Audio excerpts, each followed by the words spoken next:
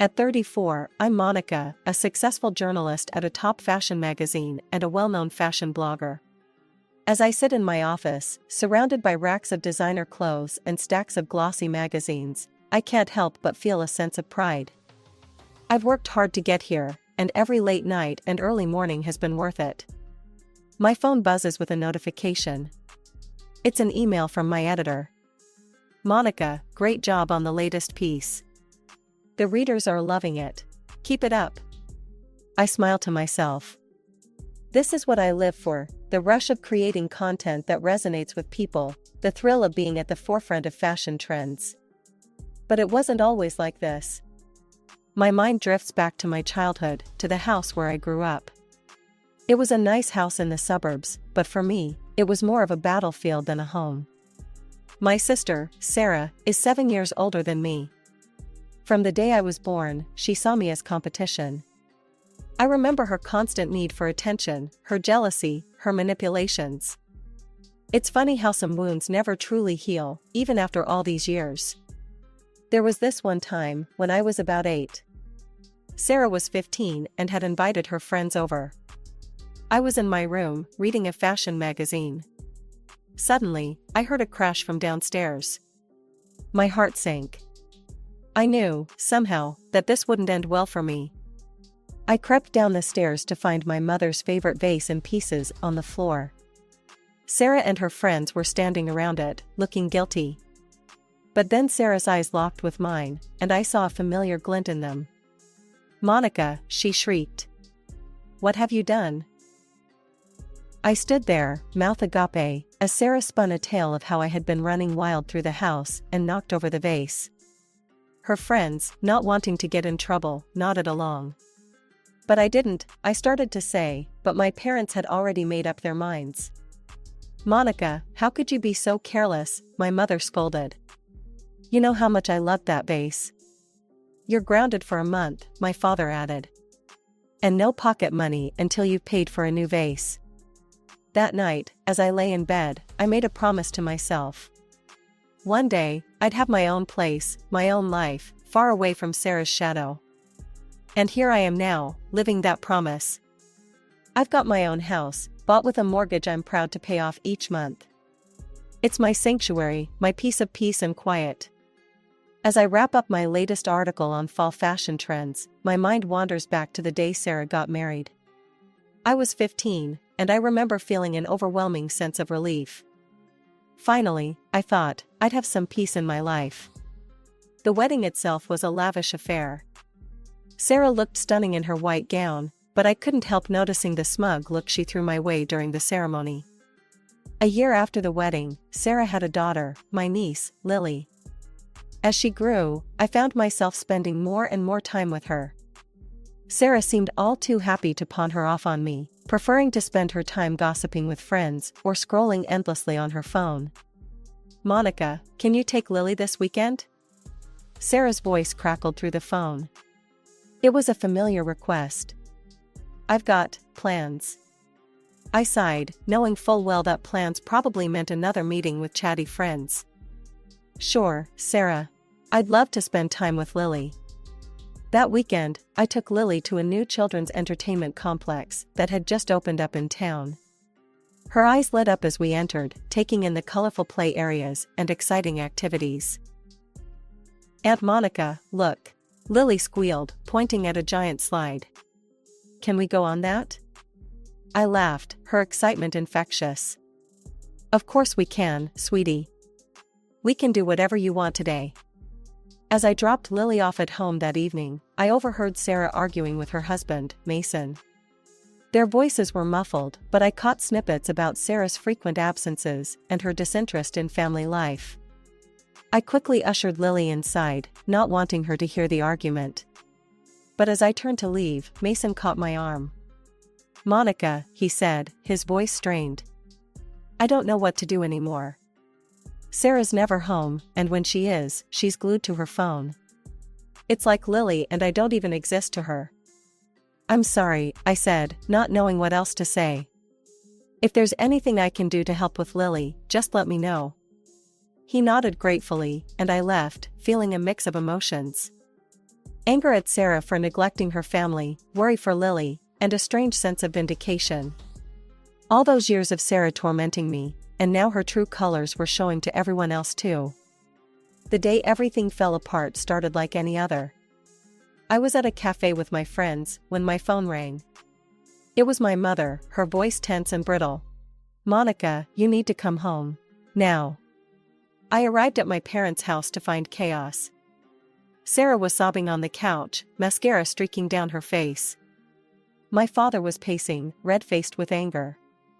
And in the corner, looking shell-shocked, was Sarah's husband, soon-to-be ex-husband, as I would learn. "He caught me," Sarah wailed between sobs.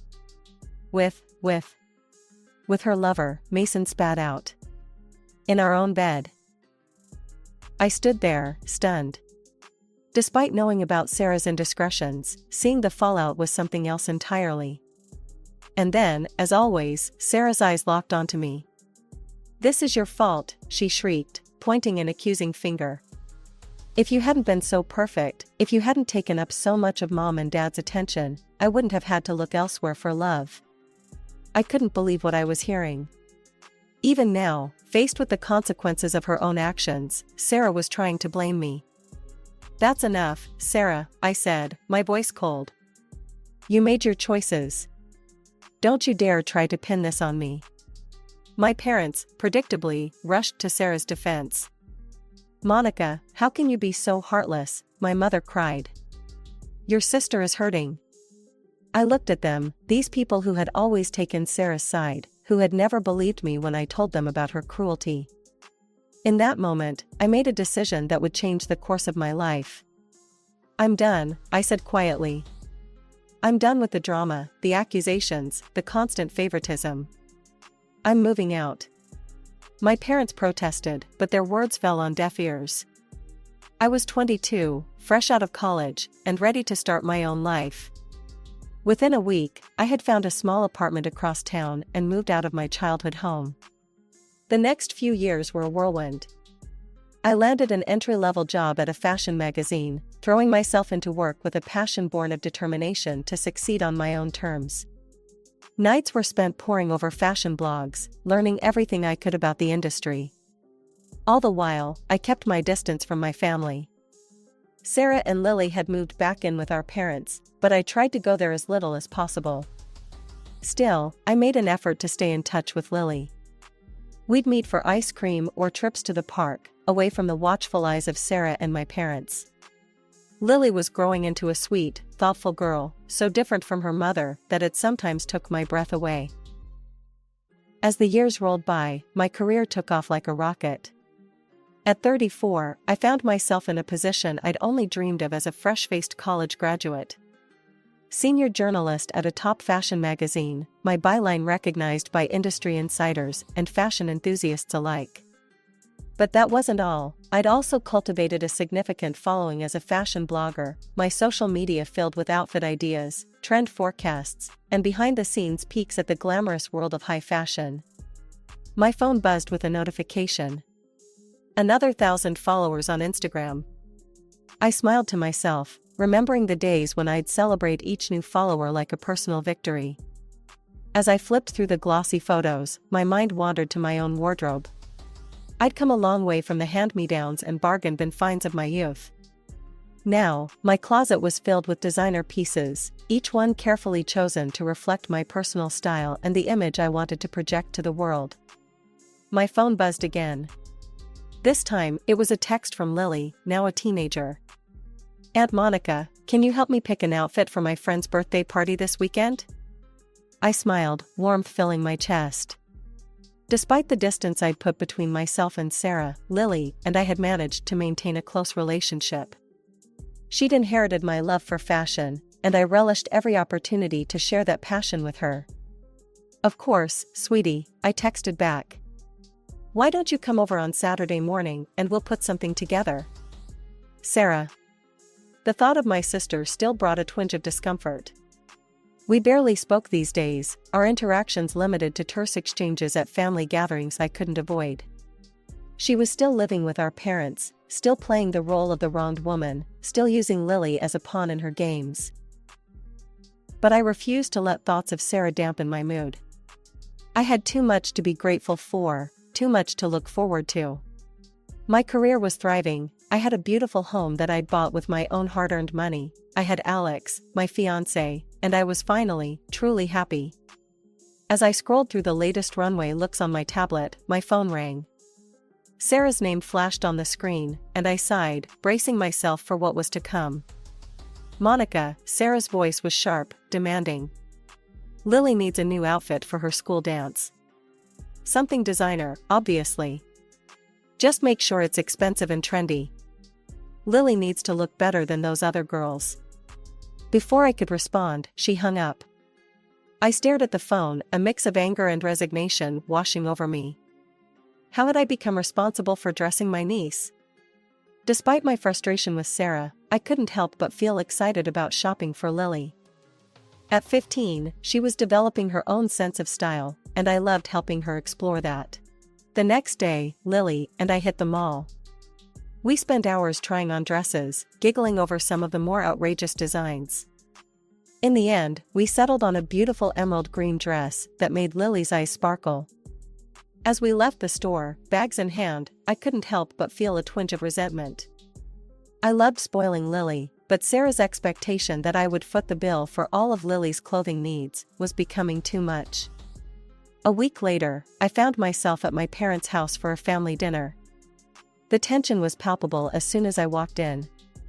Well, look who decided to grace us with her presence, Sarah sneered from her spot on the couch, phone in hand as usual. I ignored her, focusing instead on Lily, who ran to give me a hug. Aunt Monica. I wore the dress to the dance. Everyone loved it. That's wonderful, sweetheart, I smiled, genuinely happy for her. My mother's voice cut through the moment. Monica, don't you think it's a bit much? Buying such expensive clothes for Lily when your sister is struggling? I blinked, taken aback. Excuse me? My father chimed in, his tone disapproving. You're always dressed in designer clothes, driving that fancy car. Don't you think you could help out your family more? I couldn't believe what I was hearing. Help out? I've been buying all of Lily's clothes for years now. Sarah hasn't spent a dime on her daughter's wardrobe and I don't know how long. Sarah's face twisted into a scowl. Oh, so now you're going to throw that in my face? Some of us don't have cushy jobs writing about shoes all day. I stood there, stunned into silence. How could they not see the truth? How could they still be taking Sarah's side after all these years? As I drove home that night, tears of frustration stinging my eyes, I realized that some things would never change. No matter how successful I became, no matter how much I did for Lily, in my family's eyes, I would always be the selfish one, the one who needed to do more. However, there was something else in my life, besides a good job and a terrible family. My fiancé. 2 years had flown by since I met Alex. When he proposed on a quiet evening at home, I didn't hesitate to say yes. As a fashion journalist, I knew the importance of the perfect wedding dress. I reached out to a young Italian designer I'd featured in one of my articles. His avant-garde approach to bridal wear had caught my eye, and I knew he could create something truly special. When the dress arrived, my hands shook as I unzipped the garment bag. The moment I saw it, my breath caught in my throat. It was perfect, a delicate peach color that complemented my skin tone, with intricate lace detailing and strategically placed rhinestones that caught the light beautifully. I slipped it on, my heart pounding. As I looked in the mirror, I knew this was it. The dress hugged my curves in all the right places, the color making me look radiant. I felt like a bride, like the successful, confident woman I'd become. Without thinking, I snapped a picture and sent it to Sarah. Despite our differences, she was still my sister, and some small part of me hoped she'd be happy for me. Got my wedding dress, I texted along with the photo. What do you think? Her response was typically Sarah. Bit much, isn't it? You always did like to show off. I sighed, putting my phone away. I don't know why I expected anything different. Carefully, I hung the dress in my closet, already dreaming of the day I'd walk down the aisle in it. The next few weeks were a whirlwind of wedding preparations. Between finalizing the guest list, choosing a venue, and keeping up with my work, I barely had time to breathe, let alone visit my family.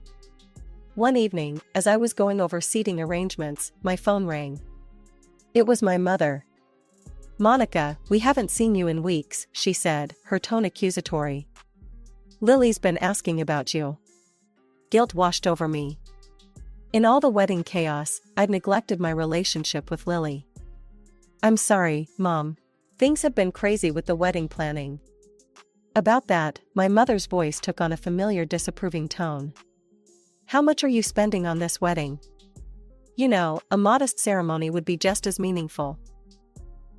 I frowned. "Mom, I don't think that's any of your business." "Of course it is," she exclaimed. "We're your family. And speaking of family, have you thought about how you could help your sister instead of spending all this money on one day?" I couldn't believe what I was hearing. "Mom," I said, my voice trembling with suppressed anger, "this is my wedding. Alex and I are paying for it ourselves. How we spend our money is our business, not yours, and certainly not Sarah's." "Don't be so selfish, Monica," my mother scolded. "Family should come first." As I hung up the phone, I felt a mixture of anger and sadness wash over me. Even now, with one of the happiest days of my life approaching, my family couldn't simply be happy for me. Everything always had to revolve around Sarah and her needs. Just as the dust was settling from the wedding dress drama, a new storm was brewing. Lily was graduating high school, and with graduation came the inevitable school ball. My phone rang one afternoon while I was in the middle of a photo shoot. Sarah's name flashed on the screen. "Monica," Sarah's voice was demanding as ever. "Lily needs a dress for her graduation ball. I want you to buy her one from that new collection by, what's his name? The famous one you're always going on about." I knew exactly which designer she meant, and exactly how much his dresses cost. "Sarah, those dresses are incredibly expensive. We're talking thousands, sometimes tens of thousands of dollars. I'm not spending that kind of money on a dress Lily will wear once. It's not reasonable." "Fine," Sarah spat. "I'll tell Mom and Dad how greedy you're being. Don't bother calling Lily anymore." She hung up, leaving me standing in the middle of the studio, shaking with anger and frustration. True to her word, my parents called later that day, berating me for my selfishness and lack of family values. After a sleepless night, I came up with a solution.